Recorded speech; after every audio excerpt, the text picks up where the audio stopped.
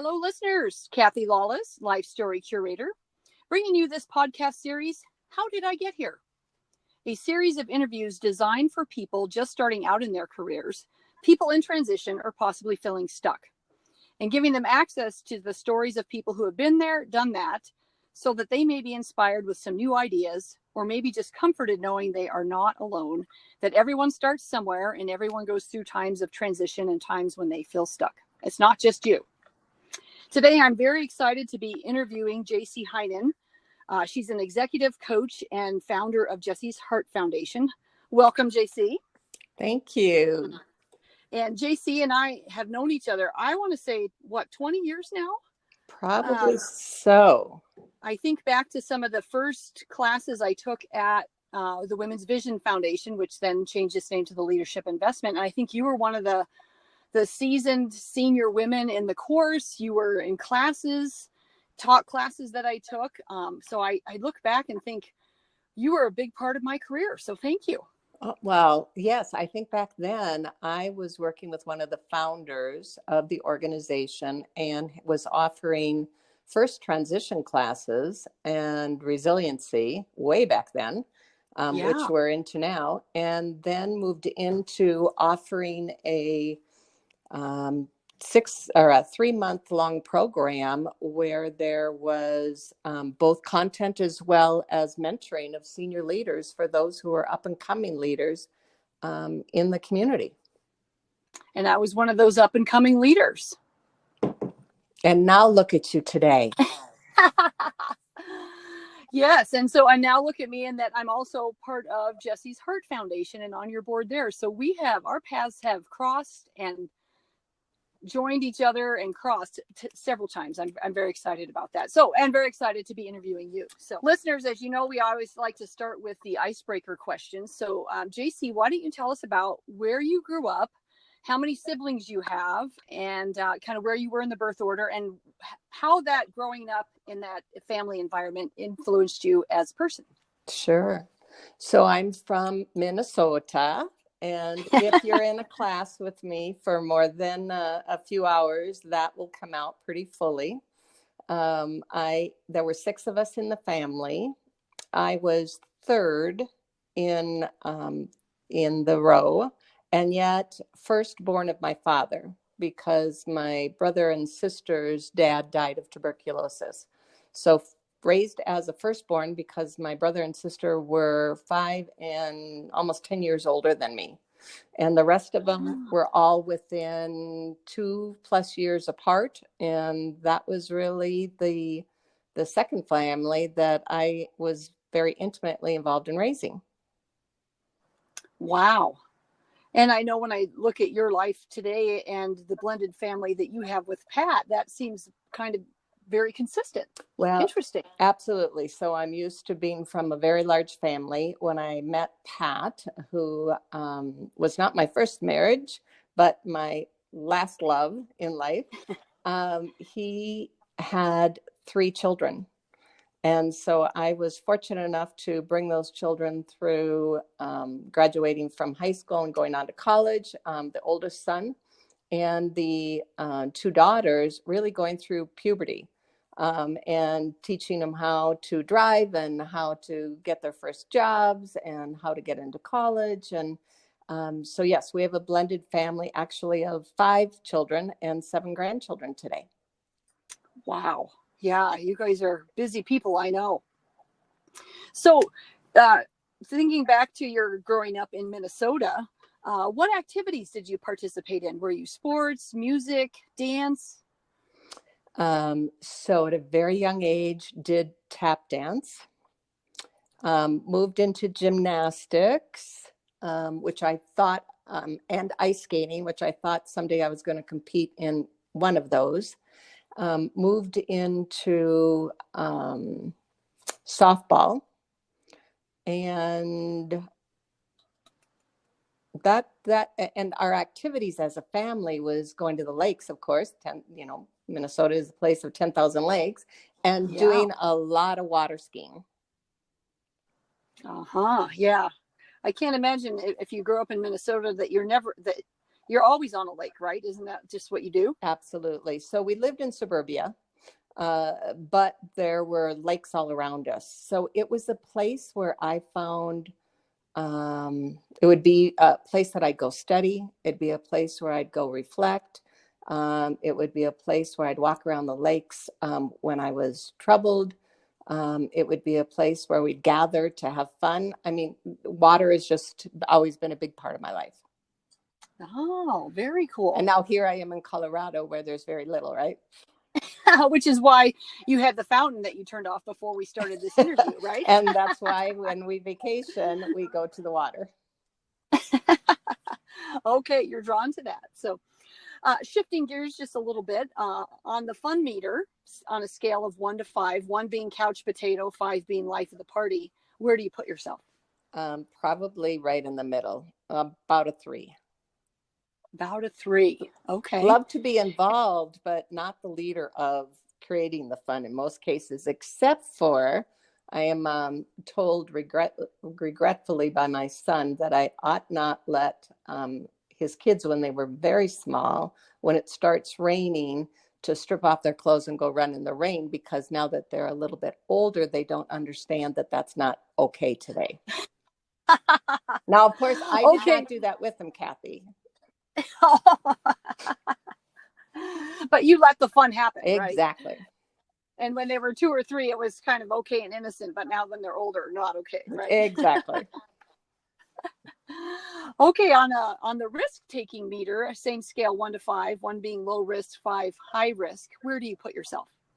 You know, I would put myself as a 4. I think I have always taken a risk on my career. There was a period of time where I took a lot of risk with my life.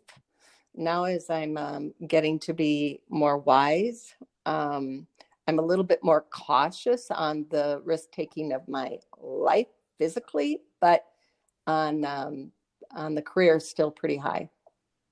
Yeah. Which is probably also why you're a coach and what makes you a good coach. Maybe. Maybe. Well, we'll get to that.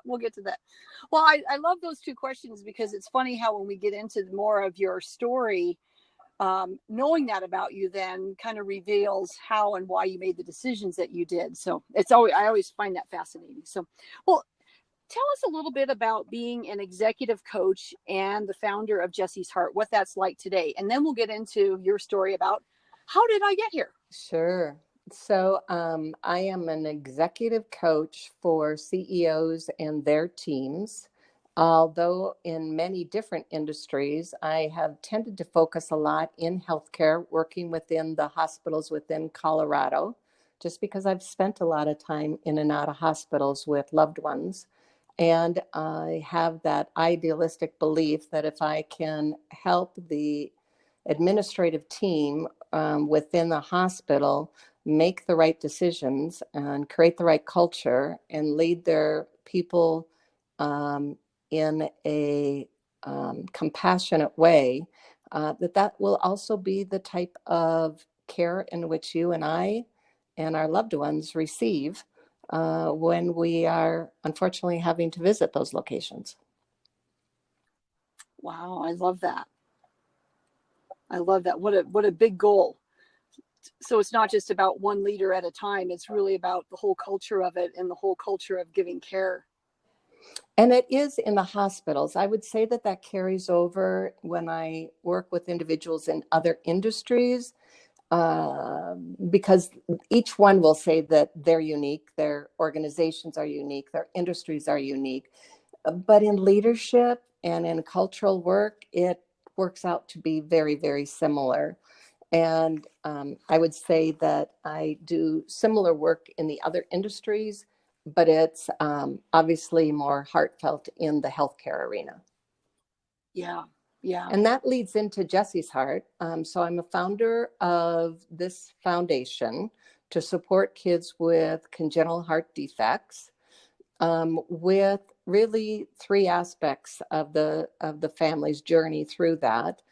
Financially, we support the individuals with all of the expenses that are over and above the medical that get quite high for them in the multiple years that their kids are in and out of the hospitals.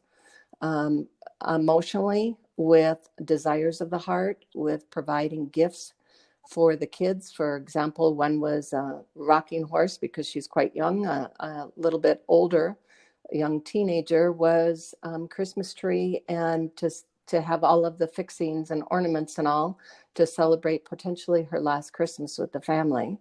And Stories of the Heart, which is something, Kathy, you've been intimately involved with, and I am so appreciative and grateful for, which is being able to provide the families with books that tell their story of the ups and downs, the laughter and the tears that they've gone through with that child and the siblings. And it's very rewarding. And I'm very grateful for that work. Yeah. Sorry, I got a little choked up there. It is very rewarding, and it's something that once you get into learning more about these families, it's the stress financially, emotionally, spiritually, it's bigger than anybody knows until you know someone who's been through that. And then that's what part of how you got into it, right? Was through that you experienced this firsthand. Right. So my daughter was born, Jessica Renee was born with congenital heart disease. I found out about that the very first day she was born. She, in those days, was called a blue baby. And there was very little bit of her life in the 22 months that I was blessed to have her, where she wasn't bluish or gray because of the heart just not being able to work just as effectively as most kids do. So when she passed, each of us deal with loss in a very, very different way. For me, I became a workaholic. I put all my energies into my career and kind of left that passage of being a mom behind for a while until one day, and all of us have different beliefs about when people pass, if they can come back to you in some form, which I think we all seek for some sort of a sign that they're okay and a sign to us to help us through tough times. And Jess came back to me in the form of a dragonfly. And dragonflies started surrounding me everywhere I went, whether I was on vacation in another country, whether we were in the mountains where we had a house for 10 years, whether I was in my office or sitting on the porch. And in reflection and lots of prayer, what came to me is that I needed to create a foundation to support other families. I was quite young when I had Jess, did not have the money, certainly, to afford the expenses of this. Lots of stress that went along with those financial burdens. Certainly a lot of stress in the marriage, which caused her dad and I to separate and become divorced. And became a statistic, like many other families who go through the loss of a child. Don't want that to happen again, Kathy, to another family. So if we can lessen that burden and bring a little joy into the family, I think we can make a difference. Yeah. Well, and we are, and I get to see that firsthand, being a board member and working directly with you. So thank you for sharing that. And also, though, for starting an organization that is set out to help these families and prevent that statistic again from happening, hopefully. So, well, so that's a little bit about what you got going on today. So let's talk a little bit about how did I get here? So back when you were in junior high school in Minnesota, what did you want to be when you grew up? That's interesting. They give you all those tests, and they were probably what we use today, the strong interest inventory. Which help you to figure out what your interests are. And mine always came out as psychiatrist, social worker, counselor. And so I went to college focusing quite a bit in those areas, thinking that's what I was going to become. Needed to support myself with there being 6 in the family, supported myself in going through college, and realized I really needed a business degree to be able to continue to support myself in the fashion in which I chose. And so got a degree in business, but also a minor in religion. And I guess they called it religion more than in spirituality. Oh, wow. So funny that I've known you for all these years and I didn't know either of those things about you. That's what I love about this podcast is I get to interview my friends and find out such amazing things, which I already thought you were amazing, but then I get to learn other stuff. So very cool. Okay. So you get a business degree and a minor in religion. What was your first job? Bridgman's Ice Cream at 14 years old as a car hop. And no, I did not wear roller skates. So you were just probably hopping from car to car. That would be correct. So at 14, you couldn't serve individuals in the restaurant. So I could be a hostess and I could scoop ice cream and deliver it out to the cars. So that would be like a Sonic today? Somewhat, yeah. Somewhat, except for Bridgman's was well known in those days back in Minnesota. Yeah. I remember we had the A&W root beers here in Colorado. We had that too, but that was soft scooped ice cream. This was the hard scooped ice cream. Oh, yeah. Okay. All righty. And then what did that from a career perspective? So I went into, again, the need to be independent and be able to support myself and put myself through college. When I was in high school, I went through, I think what they called the work program back then. So I went to school half days in the morning and left in the afternoon and worked. So I worked for John Hancock Insurance. I went into the accounting side of that, bookkeeping side of that, until I graduated from high school. I also then worked on weekends as a maid at Howard Johnson's. And in the evenings, I worked at the Mann Theaters selling tickets. Wow. So you had 3 jobs in high school? And correct. You went to school? School came easy for me, Kath. And so it was, it just came easy for me. So I got bored easily.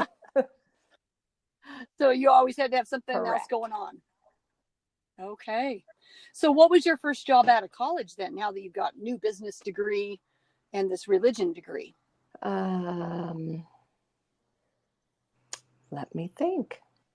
So I actually went, I did college untraditionally, meaning I did not go away to a college for 4 years. I worked as I went to school. So I worked with Control Data Corporation, and I was in what they called the personnel department back then. And in those days, believe it or not, Control Data was a technology company. They did the Craig mainframe computers that are still known today for being the best in the calculations that they were able to do. And I was in human resources, or what was called personnel. And we actually wrote offer letters that said that we were providing you a full-time permanent position for the rest of your life. Absolutely. What? Mm-hmm. Wow. That kind of ages me, doesn't it? Yeah. Well, if you don't mind me asking, what decade was this? Because I think that's important for listeners to understand. Because it's funny to hear the term personnel department versus human resources. And now it's called, the people department or what have you. Late 70s. So, if you wouldn't mind. Late 70s. Okay. So you're working for a technology company in the late 70s. Wow. And so I just fell into HR. was a generalist to begin with. And then my focus became what they called EAR, Employee Advisory Resource Center. And so I was the one that all the employees went to when there were matters of discrimination, matters of conflict. So, I didn't become the counselor. I didn't become the psychiatrist, but I did become the HR person that managed all of those kinds of issues within the organization. Which in business is what that really Correct. is, right? Correct. So you said you fell into human resources.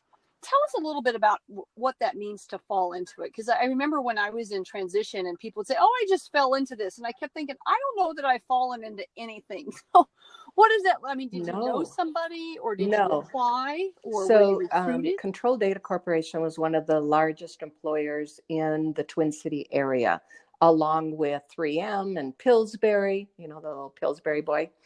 And so when I started calling those organizations looking for a job, I would call and ask for HR. So there was less about applying online in those days and much more about calling for appointments.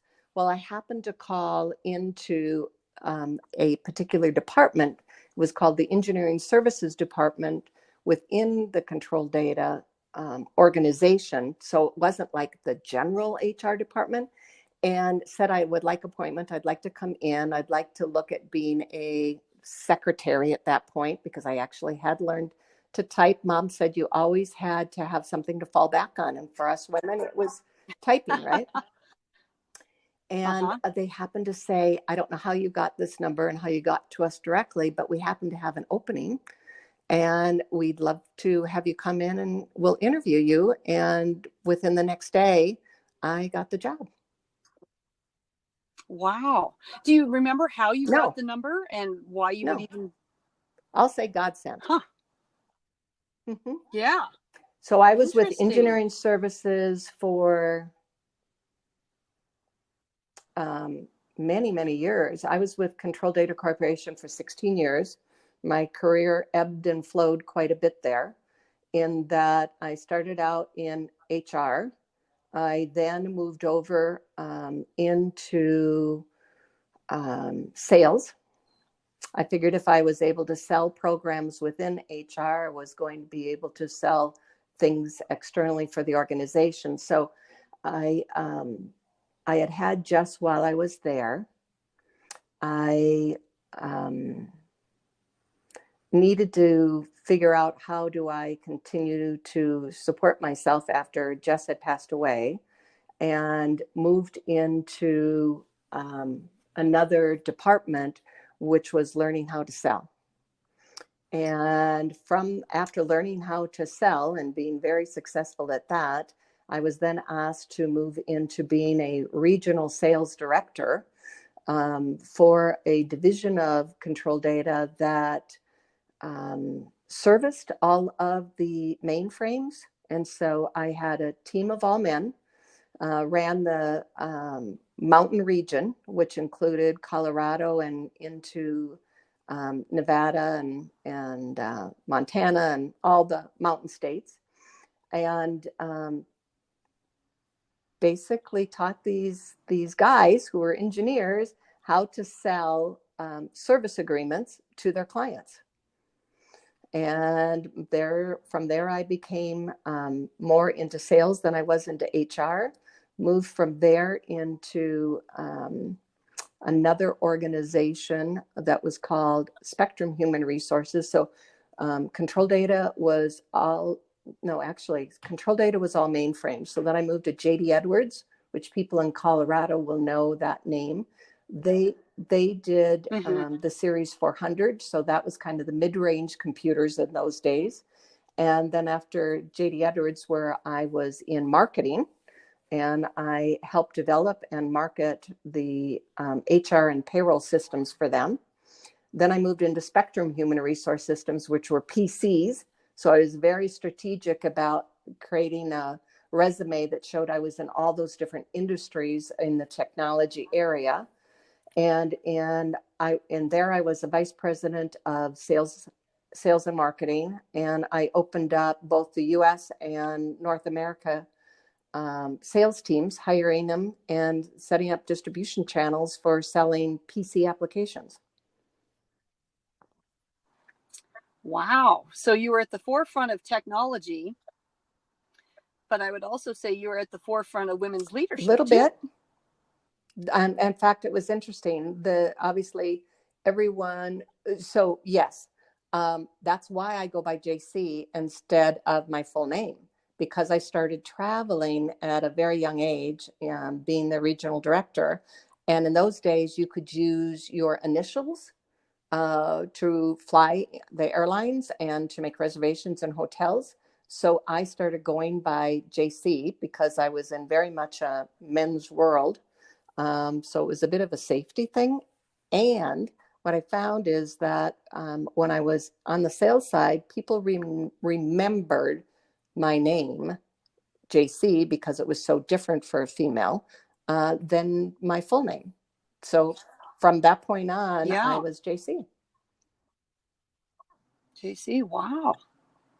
Cool. And then you also mentioned, how you got into HR, how you got into sales, but you also mentioned that marketing was part of your responsibility. And I know a lot of times sales and marketing go together, but what was your training in marketing then? Or how did that become a bigger part of it, or was it more just on the sales side? So it was a combination of the two. Back in those days, they were more combined than they were separate like they are today. And so created our own value statements, our own product brochures, our pieces on the website, our proposals, our presentations. So communication was really a strong part of my background, and use that, I guess, and being in HR to be able to sell people by solving problems rather than solving problems by selling solutions rather than selling a widget. Yeah. So a bit on the forefront of that as well. So what about your leadership training? I mean, it sounds like you moved up the ranks pretty quickly. Some of that was probably your communication background and your desire for psychology and your natural ability of working with people. But did you have much leadership training early on? So there was leadership training because that's the direction I would tend to go. Anything that was sociology, psychology, leadership was the direction I went in college. And any leadership programs in those days, there were extensive classes that you could take. And at Control Data, they began what was called the Plato online learning that they originally brought into school systems, and it never clicked, and into prisons. And it was all online learning. And so before there were classrooms leadership development programs, there was online. And I was involved in that, being in HR, in all that online learning. And then when we started moving in the classroom, I was the facilitator and training all of the leaders, not as a training role, but as a HR leader and as a leader in the organization. I was called upon to come and speak in them and talk about how leadership really works in the real world. Wow. So early on, a lot of training in this space, and then actual application of it, and then coming in and being a speaker and talking about it. Yes, but if we go all the way back, you know that a lot of this, there's always the question of, are leaders born or are leaders made, right? All right. So I mentioned that I came from Minnesota in a family of 6. I think the other part that contributed to that is I came from a very strict Catholic family that got dressed up every Sunday and went to church. Mom worked at a women's clothing store. All of us were girls except for the oldest was my brother, a boy. And so to be able to supply clothes for all of us, Mom worked at this women's clothing store and would get things on discount and on sale. And I was quite a seamstress. So I was one that would, the night before I would go to work or to a dance or anything, would make a suit, make a dress, whatever it was that I needed for the next day, so that I would look the way that I wanted to. So I used the comment that we dressed like the Kennedys when we went to work, when we went to church. So I knew how to look, I knew how to dress, I knew how to speak, I knew what was proper English. And I think that opened up a lot of doors for me, Kathy, at a very young age. In fact, I was one, believe it or not, that was happy when I got my first gray hairs, because it made it a little bit easier for me to sell myself in those executive positions instead of looking as young as I did.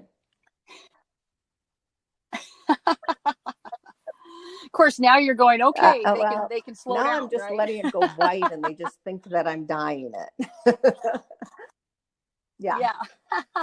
So I think that I was raised well to position myself.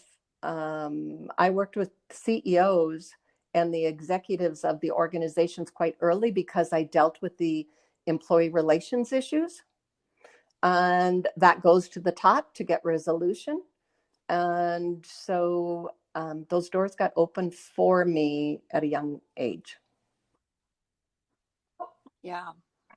So, a lot of times the things we start out to want in life and what we think we're going to be good at, things shift over time, or we get into it and we recognize maybe that isn't what we wanted to do.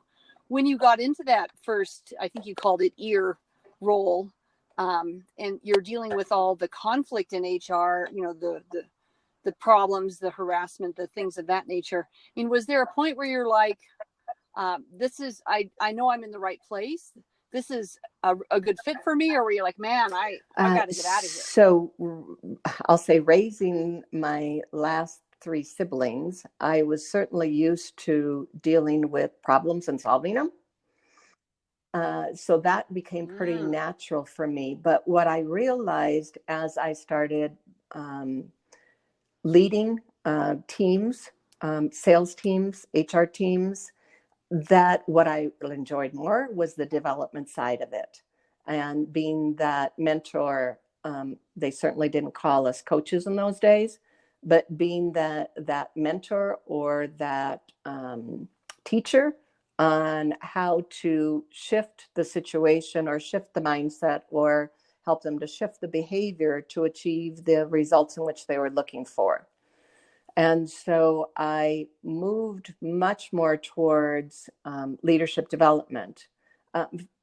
There was a space in between. I left corporate America and I joined forces with a gentleman in Canada where we ran a consulting business for HR organizations in helping them to make the decisions with IT on how to buy the right HRIS systems, which what I found, Kathy, in going through that process is in consulting, you can come with the solutions, but you're dealing with a whole lot of behaviors with all the people who are having to make those decisions that really get in the way. And the consulting works as long as you're there to help them through the process. But as soon as you walk out the door, it's like they don't carry the project forward. And so what I realized, what I liked doing was working on changing those behaviors much more than I liked working on just finding the solution, that if the behaviors weren't changed, it didn't go anywhere. So I went into getting trained and developed in becoming a coach. And I started working with an organization called Harrison. Again, I boldly stepped forward to by making a call. Again, I was making a call, Kathy. I was having a mammogram and waiting in the waiting room one day, reading a magazine, and I read about this company called Harrison, and it talked about the fact that they did career transition work and they did leadership work. So I had made a call to Leah Harrison, got an appointment here in Colorado to talk to them about setting up a leadership development and executive coaching practice, which would be an additional arm to their career transition, which is those people who are getting laid off. I said, why don't we work with those who are still in the companies and let's help coach them into becoming strong leaders. I had an interview with the regional person out in California who then hired me to be their leadership specialist in executive coaching and leadership development. And again, Kathy, I had no valid experience in doing this. But yet, so what gave you the confidence then to propose it? Grace of God. It was something I believed in. It was something that I saw the need for in different organizations, and I took the risk. So you saw the need for it and knew you could do it. Exactly. So all of my career has been based on what gap or need do I see in the organization or in the customer base? What is it that I could do to fulfill that gap and that need? Creating a proposal to the executives on how that could be done and executing it. Wow. So this goes back to that risk-taking score of a 5. That's how I got to Colorado. I put a proposal together for them that said, you've got 16 different divisions out here. You're trying to support them from a human resource basis from these locations, Minnesota, California, and I listed all the rest of them. I said, relocate me out there and I will run the HR department for those 16 different divisions. And they accepted it. Wow. So, JC, I do have to ask, was there ever any doubt in your mind that, oh my gosh, be careful what I asked for, I just got it? I mean, did you ever have those second thoughts? Absolutely. I was scared to death. I can remember having dreams of, what if they find out I really don't know? What if they find out that I am just making all of this up? And how is it that they're just accepting it and moving me forward and it's all working out? I don't know. So you had that going on, but you still continued to move forward and just kept doing it. Correct. Because there was a belief that things had always worked out in the past and they would always work out in the future, and that I had never fallen hard enough, that I couldn't pick myself back up again and move forward. Yeah. So, I know you know this, that they call that the imposter syndrome, right? Yes. Where one day I'm going to be found out. And, but really in the scheme of things, you were just willing to take on a project, take on a risk, and make a difference and make something happen that wasn't happening for the organization. So for them, there was no finding you out or finding out you were an imposter. It was really just, well, she said she was going to do it. Let's see if she can do it. Well, and Kathy, and all the work that I had done in HR and certainly working with all of the issues and the executives, that caught them in very vulnerable places where they would have to admit, I don't know what to do. I don't know how to handle this. And what I found out is it didn't matter whether you were male or female, if you were at the top of the organization or at the very low level I was in, there was always that question in their minds. I don't know how I got here, and I don't know how to answer this, and I don't know the solution, but I'm going to figure it out. So I think I learned from those that I worked with. Wow. So you had some role models, or at least you saw them at least being authentic and opening up to you in that way, because you were dealing with such sensitive issues and you were probably one-on-one at the time. They were willing to admit that, because many times that's not something a leader will admit. Right. And what I realized is that became a common thread for me, that people opened up to me and that people got vulnerable. So me moving into the coaching side felt pretty natural. I knew at a young age that I did not want to work with individuals on their past and trying to resolve what whatever it was that they believed caused them to become who they were today, that they were unhappy with. But I really wanted to work with those who wanted to make things better for themselves, for their organizations, for their communities, for the world. Those were the individuals I wanted to work with. And yes, did we go into the past some? Sure, to sort through that and how that was a thread to help them to move forward. But it was always, the direction was always forward, not backwards. Yeah. So while you scored high of an interest in psychiatry early on, it wasn't in that exact way of a psychiatrist. It's really in this where you are today. I mean, so it sounds like you're in your dream job. I really am. I am what I do. I am what I do. Yeah. Yeah. I get that. Well, and I experience that with you every time I'm around you. So I can't tell you how much I've probably gleaned from you that I don't even know, and that I've probably never even told you. So thank you. Well, thank you. And our listeners, I think, are going to be, I probably should have set up the stage way differently at the beginning about, man, you get access to an executive coach. You really need to listen to this interview. So you told us a little bit about how you got out to Colorado then. And well, I guess there's just so many success stories that I'm hearing from you. What about any setbacks or times of transition? Have you been through those, and how did you deal with them? Absolutely. I think that everybody knows when it's time for them to leave an organization. I don't believe that everybody takes action on it, but they know when it's time. So when I decided to leave Control Data, I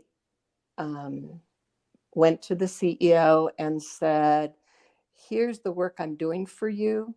Here's how I think the organization could be redefined. And here's where I think my part of the organization and responsibilities could fit better. Because keeping it separate doesn't add value for you, and it doesn't add value for me. Was it risky? Absolutely.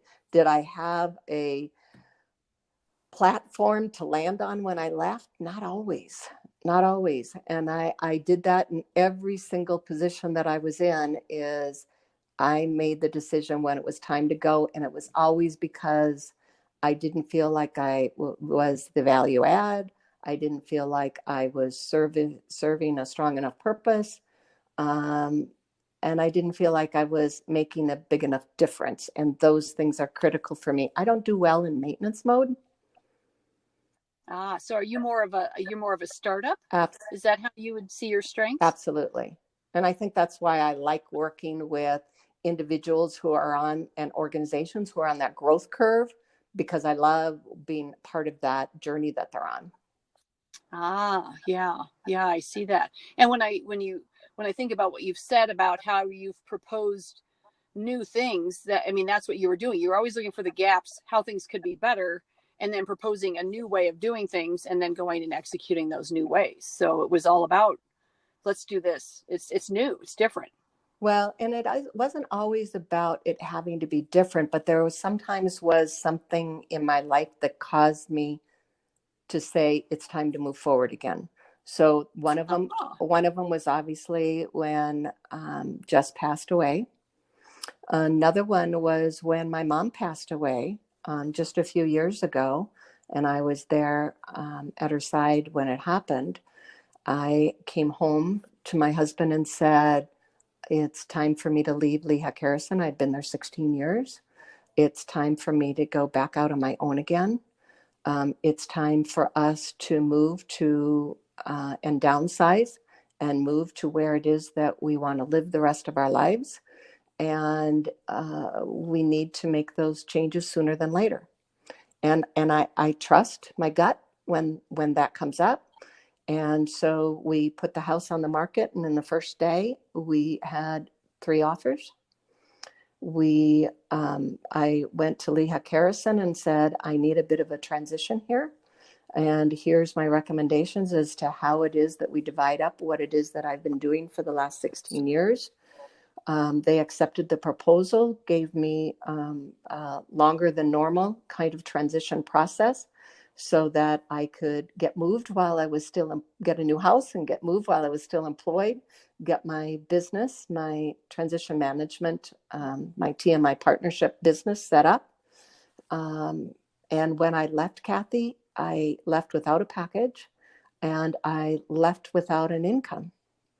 And got my first clients within that first month. And it has been, I've replaced my executive income for the last 5 years since the day I left Lehigh Harrison, just with the belief that it was time and I was to serve in a different fashion.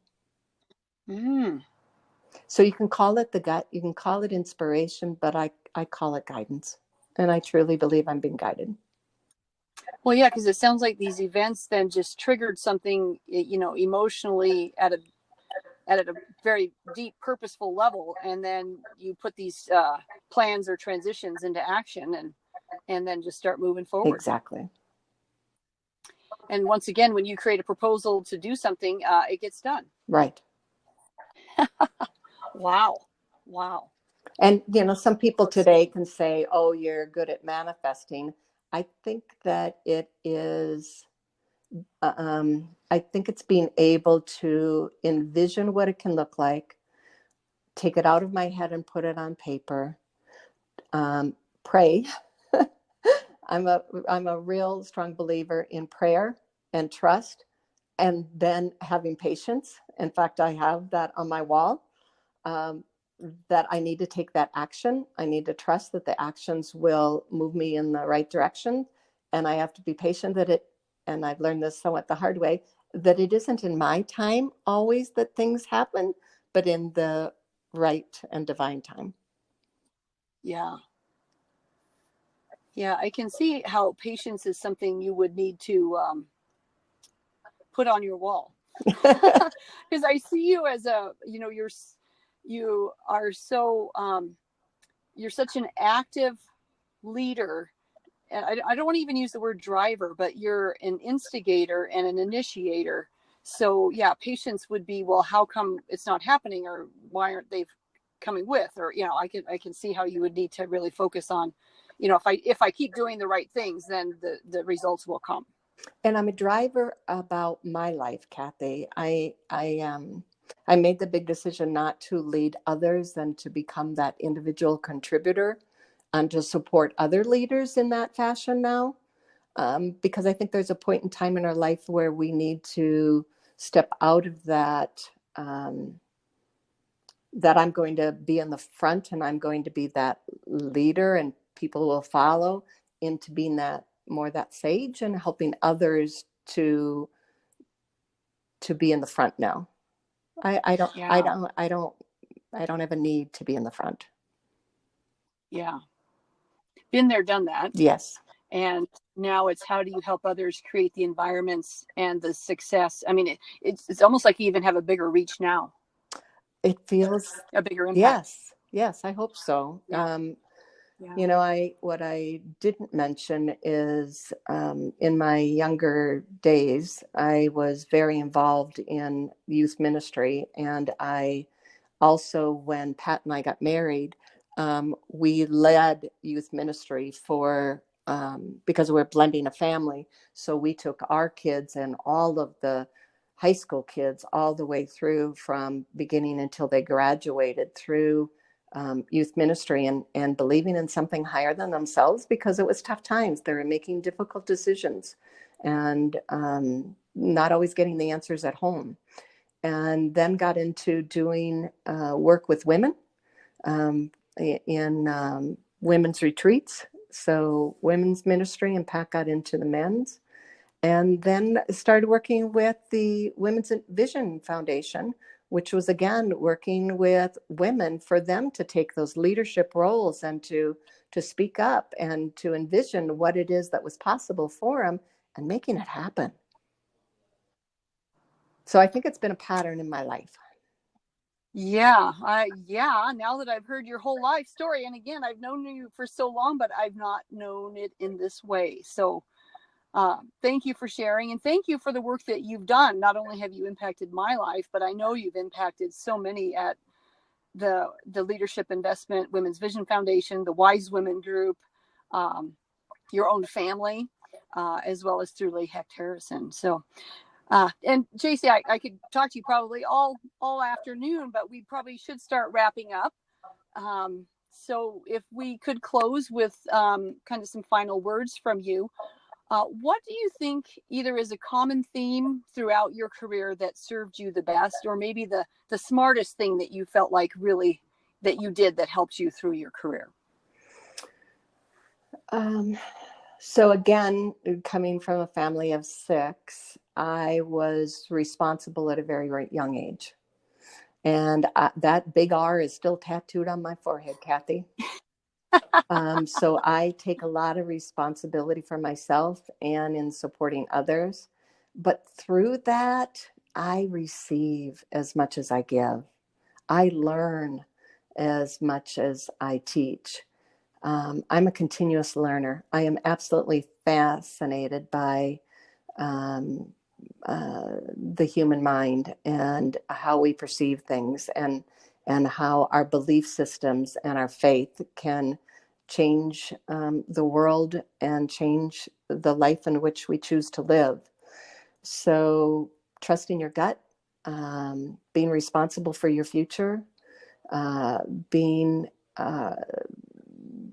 strong enough and courageous enough to go for what it is that you want, and do it before you have all the answers. Reach out and try things before you believe you've got all the education, or you've got all of the experience, or you've got all the skills. Just go for it and it'll come to you. You'll find a way. You'll find a way, and you'll bring others with you, and you'll find others are doing the same, and they don't have it figured out. They don't have all the answers, but I think we have this misperception that they do, which is one of the reasons I like doing this podcast, is we get to really hear someone kind of unpack what they did and their story and their lives, and you realize, wow, they didn't know, but they just left. And so those ideas, listeners, those ideas you have in your head that maybe you haven't acted on, this is what she's talking about, right? Is start acting on those ideas. Wow.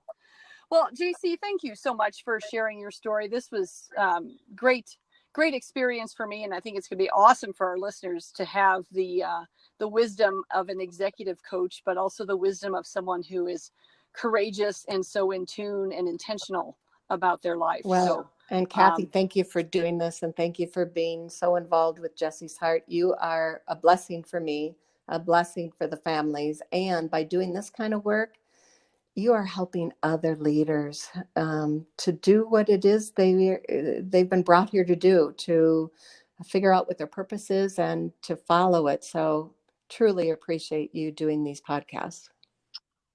Oh, well, thank you.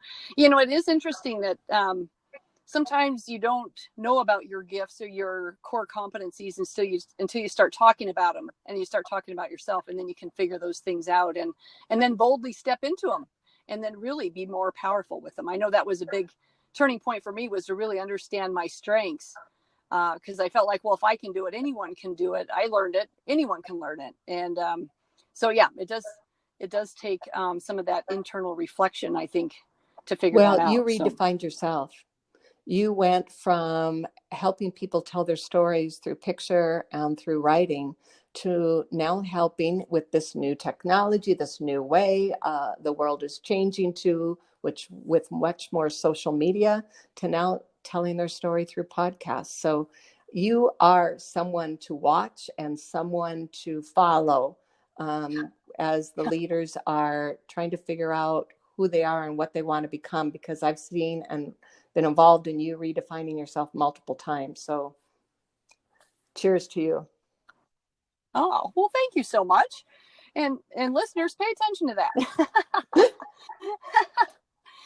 And listeners, if you like today's interview, then please subscribe to the podcast so that you receive alerts about new interviews that come out. If you have any questions for me and or for JC, you can post them on my website, lifestorycurator.com. And I think on that note, JC, we'll have to wrap for today, but thank you so much. I'm sure I'll see you in the next couple weeks, and you have a great day. Listeners, you have a great day, and everybody be safe and healthy. Thank you.